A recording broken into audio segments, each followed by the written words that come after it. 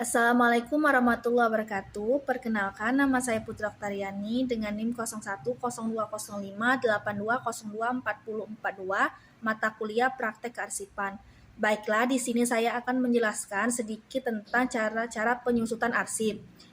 Menurut Peraturan Pemerintah Nomor 34 Tahun 1975, kegiatan pengurangan arsip dilakukan dengan cara yang pertama, memindahkan arsip inaktif dari unit pengolah atau kerja unit kearsipan dalam lingkungan organisasi masing-masing. Yang kedua, memusnahkan arsip sesuai ketentuan yang berlaku. Dan yang ketiga adalah menyerahkan arsip dari unit kearsipan instansi kepada Arsip Nasional Republik Indonesia. Sedangkan menurut Undang-Undang Nomor 8 Tahun 1997 tentang dokumen perusahaan bahwa tersirat adanya suatu kewenangan bagi perusahaan untuk memindahkan, memusnahkan, dan menyerahkan arsip berdasarkan jadwal retensi arsip undang-undang tersebut maupun yang ditetapkan oleh perusahaan yang bersangkutan. Tujuan penyusutan arsip yang pertama adalah memusnahkan arsip lama yang tidak berguna. Yang kedua, mempertahankan arsip legal, bisnis dan bernilai historis. Yang ketiga, meminimalisasi kebutuhan peralatan dan ruang penyimpanan. Yang keempat, mengamankan disk dan tape magic komputer untuk penggunaan kembali secepat mungkin. Kegiatan arsip dibagi menjadi dua, yaitu penyusutan arsip yang telah memiliki jadwal retensi wajib. Yang kedua, kegiatan ini dilakukan sesuai prosedur dan teknik penyusutan arsip tersendiri dengan satu yang lain secara teknis yang berbeda. Prosedur penyusutan arsip berdasarkan jadwal retensi arsip atau JRA. Yang pertama adalah prosedur pemindahan arsip inaktif, yang terdiri dari pemeriksaan arsip, pendaftaran arsip, penataan arsip, pembuatan berita acara pemindahan arsip, dan pelaksanaan pemusnahan. Yang kedua adalah prosedur pemusnahan arsip, yang terdiri dari pemeriksaan, pendaftaran, pembentukan panitia pemusnahan, penilaian persetujuan dan pengesahan, pembuatan berita acara, dan pelaksanaan pemusnahan.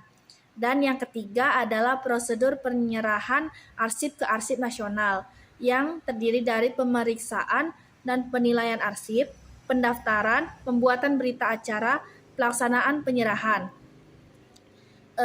Sedangkan prosedur penyusutan arsip yang belum memiliki jadwal retensi arsip adalah prosedur yang dilakukan di samping instansi penyelenggara arsip tidak mempunyai penyusutan arsip secara periodik juga karena kondisi arsip di instansi tersebut tidak teratur atau kacau.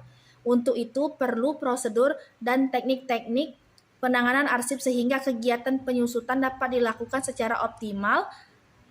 Berikut adalah prosedur dan tekniknya. Yang pertama adalah perencanaan. Kedua, penataan arsip yang terdiri dari identifikasi arsip, pengaturan kembali arsip dan pemilahan, pendeskripsi arsip, dan penyusutan daftar pertelaan arsip sementara.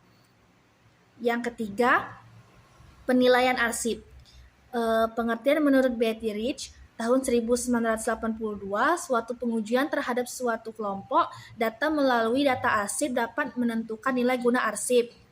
Tujuan penilaian arsip: menentukan arsip yang dapat dimusnahkan secara tidak bernilai guna lagi, menentukan arsip yang ditetapkan retensi arsip.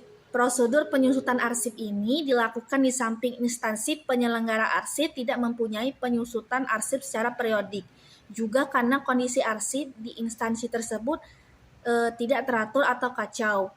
Untuk itu, perlu prosedur dan teknik-teknik penanganan arsip sehingga kegiatan penyusutan dapat dilakukan seoptimal mungkin. Berikut adalah prosedur dan tekniknya. Yang pertama adalah perencanaan, yang kedua penataan arsip yang terdiri dari identifikasi arsip, pengaturan kembali arsip dan pemilahan, pendeskripsian arsip, dan penyusutan daftar pertelaan arsip sementara. Dan yang ketiga adalah penilaian arsip. Tujuan penilaian arsip yaitu menentukan arsip yang dapat dimusnahkan setelah tidak bernilai guna lagi, menentukan arsip yang ditetapkan bernilai permanen bagi instansi penciptanya, dan menentukan arsip yang diserahkan ke lembaga kearsipan pusat atau daerah.